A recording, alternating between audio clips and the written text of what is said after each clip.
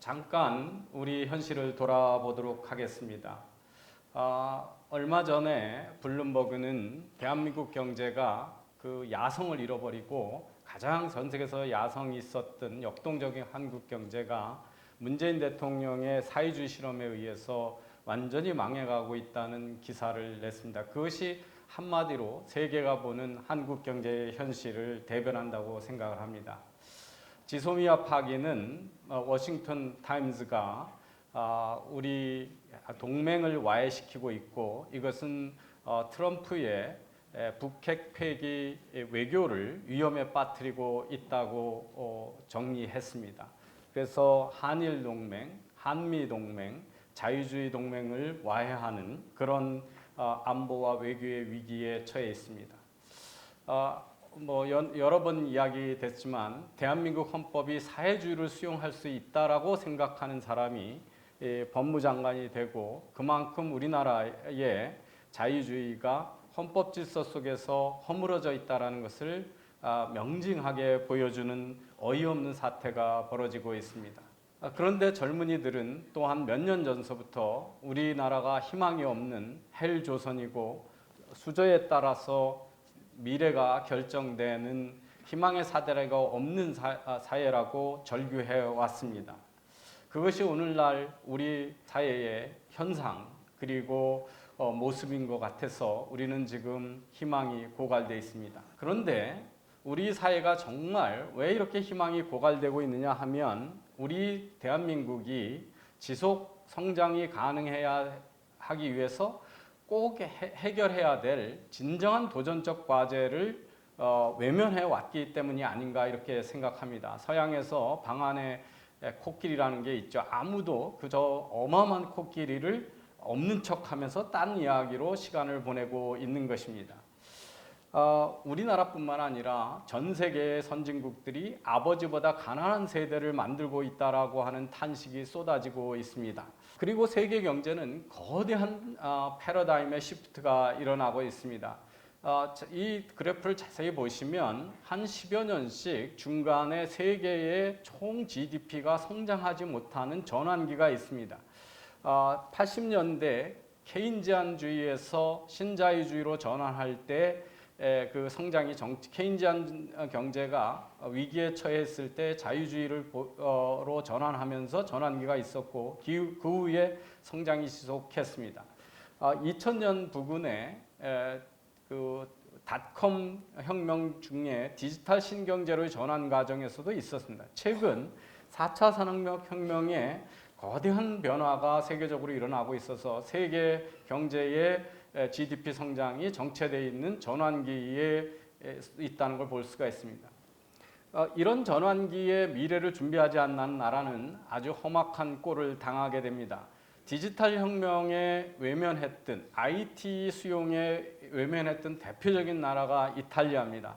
그래서 이탈리아는 지금까지도 유럽의 환자로 돼 있고 보시는 것 같이 그래프처럼 GDP는 국민 소득은 곤두박질 쳐왔습니다. 전 세계는 지금 여러 가지 거대한 변화들이 일어나고 있는데 우리 사회가 이러한 변화에 대해서 외면하고 있다는 겁니다. 그 대표적인 것들이 우리 선진국의 제조업 일자리는 급격히 내려가고 있습니다. 선진국 모두 제조업 일자리가 어떻게 줄어드는가를 보여주는 거고요. 대한민국의 제조업 일자리는 다른 나라보다 높지만 보시다시피 지속적으로 감소하고 있습니다. 앞으로도 더 감소할 것이라고 하는 것은 최근에 제조업 일자리는 국민소득 5,500불에서 피크를 치고 그 이후로는 줄어든다라고 하는 맥킨지 보고서가 나왔고 이 제조업이 GDP에 계속적인 기여를 하는 피크점도 2만 1,000불에 불과하다고 보고되고 있습니다. 즉 우리는 이미 포스트 제조업 시대에 직면하고 있는데 청년들한테 제조업 대기업의 소수의 일자리를 빼놓고는 다른 좋은 일자리를 줄 소위 서비스 산업의 개방화 산업화에 대해서 철저히 외면해 오고 있습니다. 세계 경제는 2000년부터 근본적으로 다릅니다. 왜냐하면 중국, 인도, 러시아 등 인구 대국들이 글로벌 경제에 편입되면서 전 세계의 부의 60%를 개도국이 생산하고 선진국이 40%밖에 생산하지 않는 세상으로 갑자기 돌변했습니다.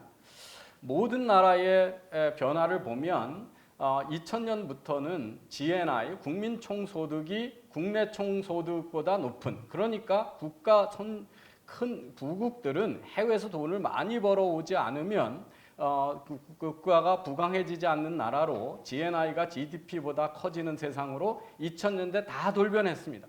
그런데 저렇게 해외에 나가서 돈을 벌어야 되는 대기업들을 우리나라는 지금 악마시하고 그 규제의 대상으로만 삼아왔습니다.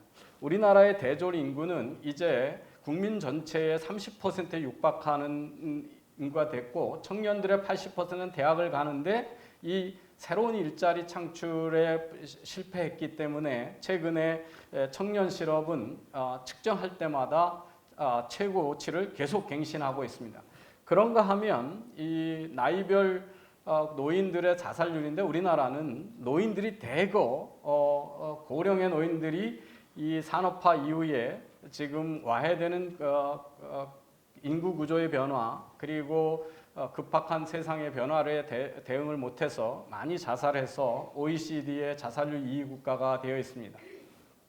더 심각한 것은 10년 후에 우리나라가 지금의 잃어버린 일본이 20년에 일본 꼴로 가고 있다는 겁니다. 그것은 바로 급격하게 저출산과 고령화가 지속되고 있기 때문에 우리는 이 문제를 과연 지금 해결하려고 하는 어떠한 시도도 정치권에서 이루어지고 있지 않습니다. 그 돈을 주어서 저출산 문제를 해결한 나라는 지구상에 존재하지 않습니다. 그래서 그 방법은 해결법이 아님에도 불구하고 지금 세금을 써서 저출산 문제를 해결한다라고 하는 억지가 지속되고 있습니다. 전 세계 기업들은 글로벌화하면서 승자 독식으로 가고 있어서 1위 기업과 나머지 기업의 급여 격차가 급격히 확대되고 있고 이런 디지털 경제에서 살아남는 기업들은 대기업일 수밖에 없는 이런 구조 변화에 대해서도 우리는 여전히 중소기업 중심론이라고 하는 또는 중소기업 보호론의 미몽에 사로잡혀 있는 나라입니다. 우리는 지금 문정부는 국민을 상대로 둘로 갈라서 적폐 세력이라고 해서 적대시하고 분열 통치를 하고 있습니다.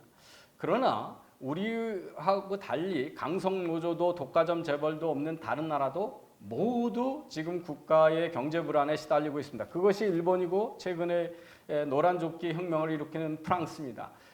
이들이 이런 고통을 느끼는 것은 바로 앞에서 설명드린 거대한 변화에서 오는 문제를 해결하지 못하고 있기 때문입니다.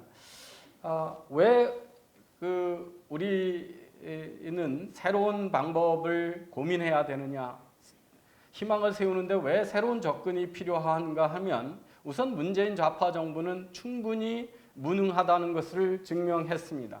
글로벌 세상은 존재하지 않는 것처럼 종족주의와 국수주의적인 선동을 일삼아 왔습니다. 모든 글로벌 문제들은 외면한 채 내부의 적폐로 몰아가면서 정치공학에 매몰되어 있습니다. 100년 전에 선조들의 그 원한을 갚아주겠다고 과거에 매몰되어서 미래를 팽개친 무책임한 정권이 되어 있습니다. 시장보다 정부가 현명하다는 국가주의에 완전히 매몰되어 있습니다. 그리고 이 나라는 대한민국이라는 하나의 국화 아래 촛불 세력과 태극기 세력으로 두 개의 국민이 존재하는 완전히 분열된 나라의 악마적 통치가 지속됐습니다.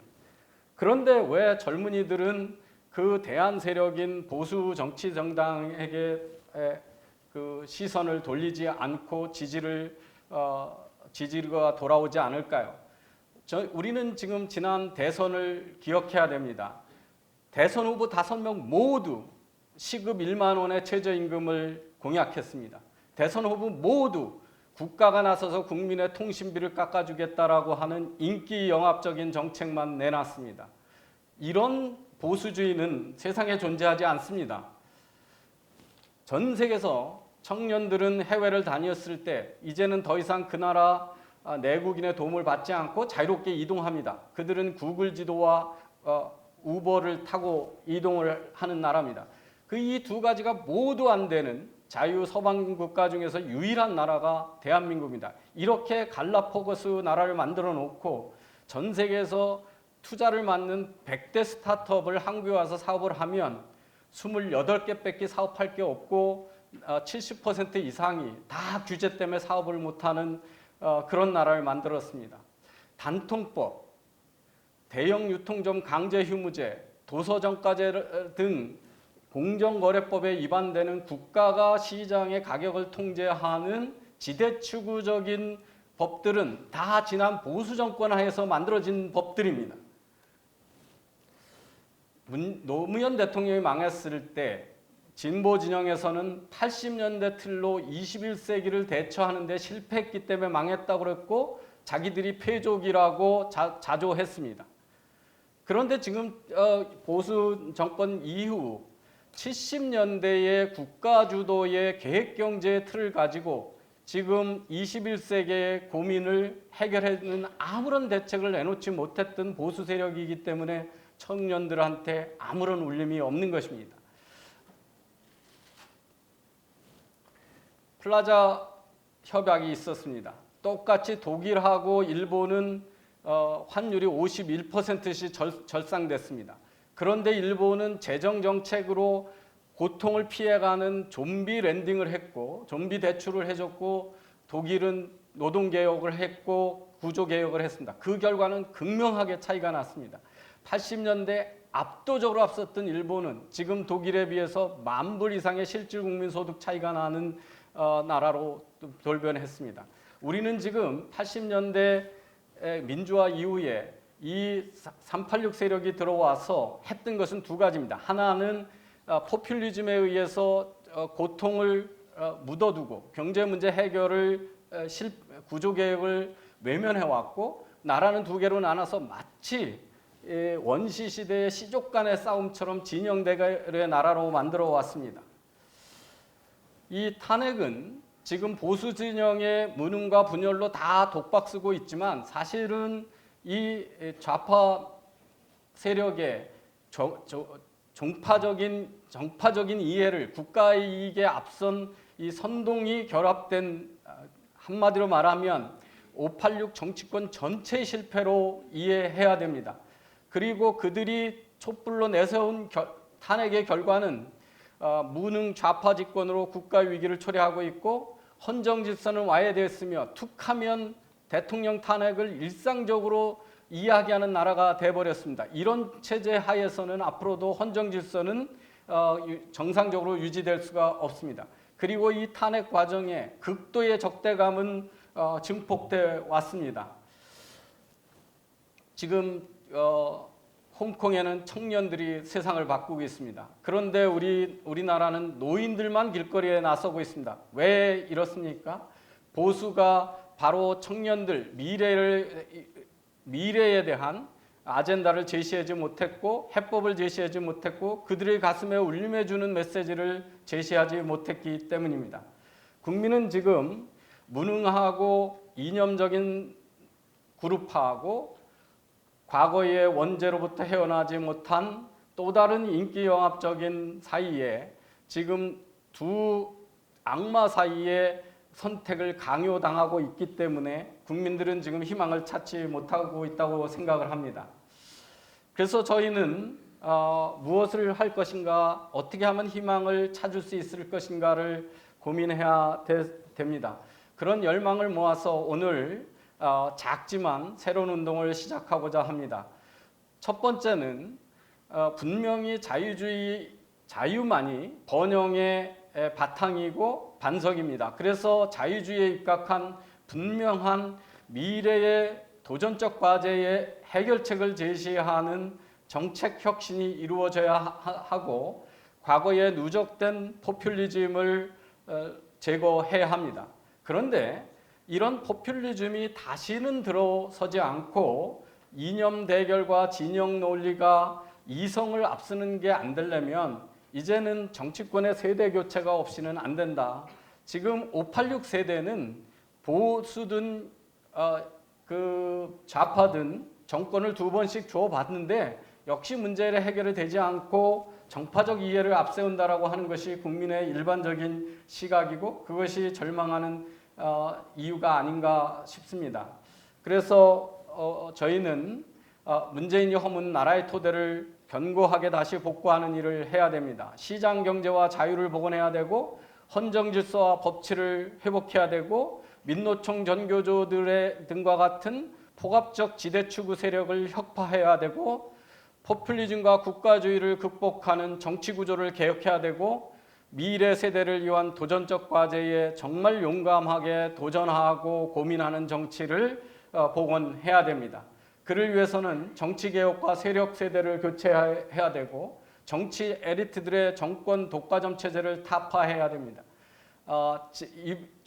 탄핵은 사실은 이 정치 에리트들의 공천권 싸움에서부터 시작됐다고 해도 과언이 아닙니다. 이들의 정치 권력 독점 체제는 우리나라의 선거법이나 온갖 법에 의해서 견고하게 보호되어 있습니다.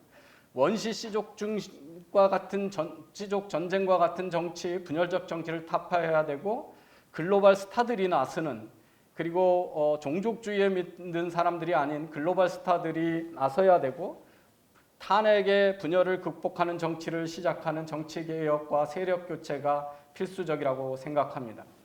최근에 보수통합을 이야기하는 분들이 많습니다. 앞에서도 보수통합의 절실한 필요성에 대해서 얘기했습니다. 저도 동의합니다. 그런데 지금 제일 큰 보수정당의 지지를 안 주는데 거기서 뛰쳐나갔던 분들이 다시 들어온다고 해서 갑자기 중도 세력하고 청년 세력들이 지지를 바꿔줄 것이냐, 그 점에 대해서는 저는 지극히 회의적이고 저 말고도 많은 분들이 회의적입니다. 보수 통합의 전제는 혁신입니다. 혁신을 하고 용서받는 그 통과 의례를 거치지 않고는 통합은 이루어지지도 않고 이루어진다고 해도 국민의 지지를 받을 수 없다고 생각합니다.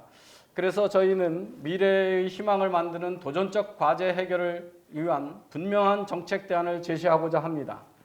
과거와 민족주의에 매몰된 것이 아니라 당당한 글로벌 자유시민 운동을 펼치겠습니다. 글로벌 시대와 미래를 고민하는 정치 리더십과 세력을 규합해 가겠습니다. 다가오는 총선과 대선이 새로운 정치혁명의 원년으로 만들 수 있도록 최선을 다하겠습니다. 중장년층만 길거리에 나서는 게 아니라 중장년층과 청년 세대가 세대 공감을 하며 미래를 설계하는 그런 장을 만들어 보고 싶습니다. 정파적 정쟁이 아니라 이성과 지식이 지배하는 사회를 만들겠습니다. 구체적으로는 저희가 곧바로 조직을 정비하고 글로벌 선진경제 대국의 비전과 정책을 발표하고자 합니다. 그리고 그 정책을 가지고 기존 정당들에게 당당히 토론과 도전을 하고자 합니다. 그리고 기존 정당의 포퓰리즘 정책에 도전하는 국민 대토론회를 개최하고자 합니다. 앞서 우리 같이 해주신 유튜버 스타들도 저희와 함께 해주시면 고맙겠습니다. 새로운 정치혁명을 할 수 있는 국민의 열망을 결집하기 위해서 새로운 정치 리더십에 대한 제시를 하겠습니다. 이제는 민주화 운동, 그리고 좌파 운동, 노동 운동이 훈장이 되는 그리고 이념적 전과가 훈장이 되는 시대를 종말해서 정말 테크노크래프트 전문가들이 참여하고 글로벌 경영을 해본 기업의 경영자들이 국가 경영자로 나설 수 있고 신세대가 나설 수 있는 그런 새로운 정치 리더십을 탐색해 가겠습니다. 풀뿌리 민주정치를 조직화해서 정치 에리트들의 독과점을 과감하게 타파하도록 해보겠습니다. 총선에서 위선과 무능의 586 체제를 종식을 위한 정치 세력과 세대 교체를 적극적으로 추진해 보겠습니다. 저희 어머님은 이미자가 세상에서 가장 노래를 잘하는 가수입니다. 그런데 이미자 위대한 이 가수는 대한민국 시장 위에는 생각해 볼 수 없었습니다. 지금 우리 젊은이들은 지금 BTS와 블랙핑크는 전 세계 젊은이들의 가슴을 흔들고 있습니다. 정치 리더십도 이래야 된다고 생각합니다. 더 이상 우물한 개구리들이 나라를 뒤집어 놓고 나라를 흔들고 나라를 과거로 회귀시키고 우물한 개구리들의 나라를 몰락시키는 이 상황은 오늘 지금부터 과감히 타파돼야 된다고 생각합니다.